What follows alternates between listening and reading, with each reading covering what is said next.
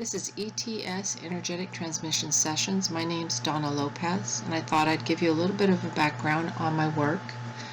What you're seeing initially is the cover of my book, Energetic Transmission Sessions Through Spirit Photography, 2nd edition. And I thought it would be useful for you to take a peek inside the book and see what's offered. The book's, the information for the book came in as far back as 1980, but more so 2007. It took me a while to really receive all the information that was coming through, because this wasn't just spirit photography. This was actual transmissions of energy that were coming through my physical body, where my vibration was heightened to such a level that things began to manifest around me constantly when I took pictures, but also to keep myself grounded and to be able to receive the information that was coming through at the same time was really important to me, because my guides were letting me know that this was important and that the way that it was presented was important. And what happened as I did share photos along the way is that people would say, well, I feel dizzy, or I'm feeling a lot of energy, and so they started to receive their own energetic transmissions through these photos. So henceforth I decided to compile the pictures and really talk about this journey. So one of the first photos you've seen there is myself in 1980, with a huge streak of spirit energy coming over me. Usually when you see something like that, that would be deceased loved ones coming in. The energy was very strong. And then we move on to the Louvre in Paris. There's an area where it's the Egyptian area, and the energy of this tomb was really strong, and so I stood in front and allowed the energies to come in, and you can see the orbs coming in, and for me they're talking to me, and I'm feeling the energy, and I'm receiving downloads of information. Then we moved into the photo with it looks like the sunlight, but there's a face in there. That was actually taken at the top of Mount Michel, which is a monastery near Normandy. It's surrounded by water. The tides go out, but there are times where the tides come in and you can't get out. And it was actually used as a prison at one time also. So there was a lot of dense energy, and I felt rather oppressive energy many times.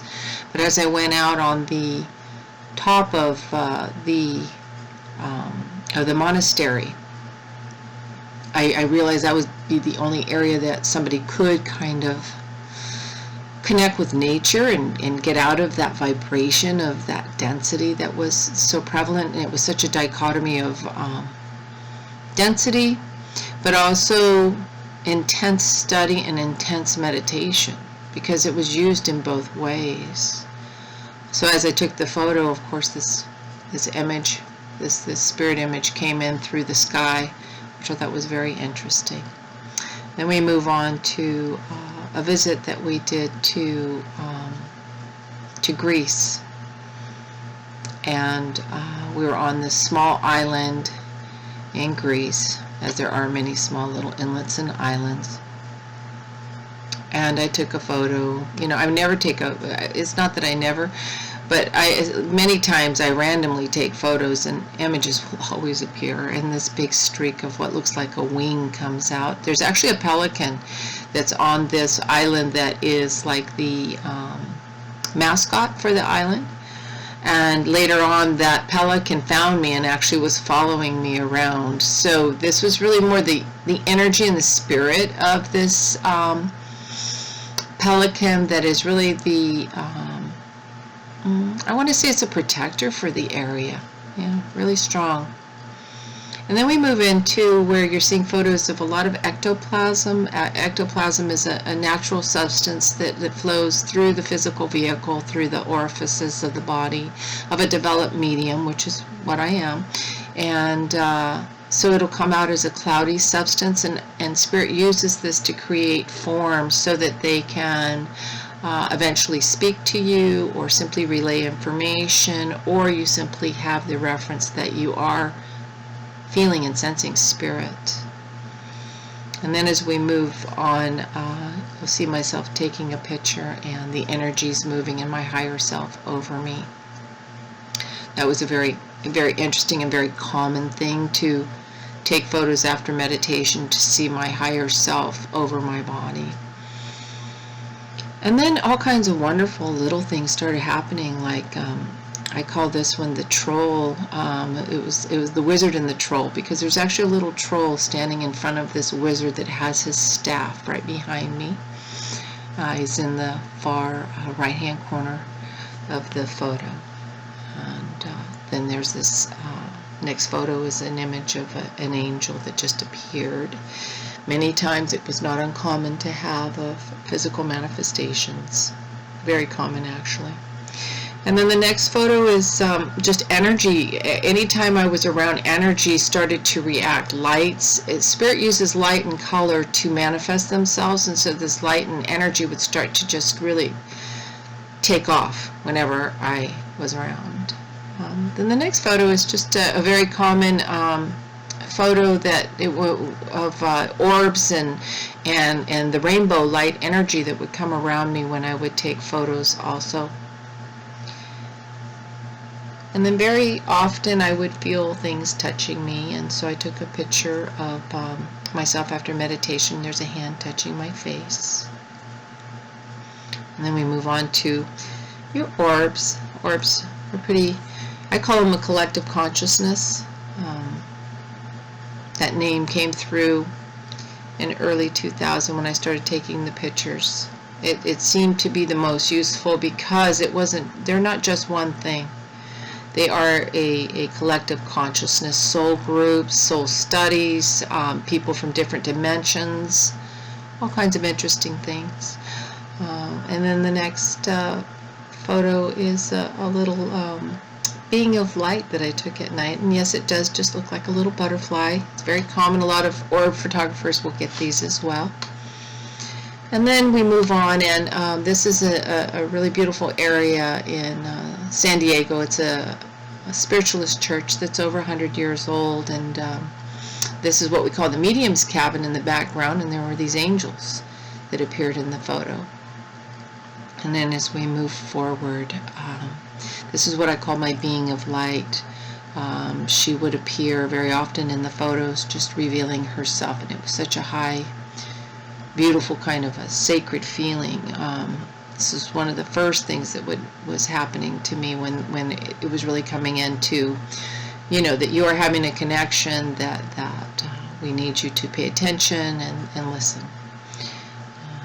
And then the next photo was a fairly recent 2015 photo. I was in my backyard and just taking photos of the sun in the background, and this kind of like an orb or presence came over the front of me, and there are several pictures where it grows and covers the entire picture. So that was a really interesting. They love to sneak up on me and say, we're here with you, or you'd think you're doing this, but we've got this. And they often talk to me and let me know what thought patterns to pay attention to, what to let go of, what the energies are right now on the planet. It's a very common thing. And then the next photo is, I was at a UFO, it's called Contact in the Desert, and David Wilcox was speaking, and this was just a gentleman that was sitting in the audience. I took several pictures, but you can see there are what people like to call ETs. I like to call them star beings. I feel like it's a little more polite, and because we're all star beings, actually. It's just some of us are here and some of us exist on other dimensions and in other worlds. But it's very common for them to reveal themselves to me and show me their energy. And then the next photo was something that was taken, probably around 2008. I had a deep meditation where I was really kind of shown the creation of life on this planet, and the fact that we were seated here, and the beings that are showing up behind me were the same beings that were speaking to me in my meditation. That was very common, to take a photo and have whatever I saw in my meditation validated. It was a very profound meditation, because I'm a strong proponent in getting firsthand knowledge and information for yourself and using discernment. So go within and ask your own questions, and if it feels right, great, and if it doesn't, I always tell people, put it on a shelf and let it sit, and if it's right, it will come back up and reveal itself to you in a more clear manner. And then the next photo is it's a very powerful photo. This I just felt the strong presence of the left eye of Horus.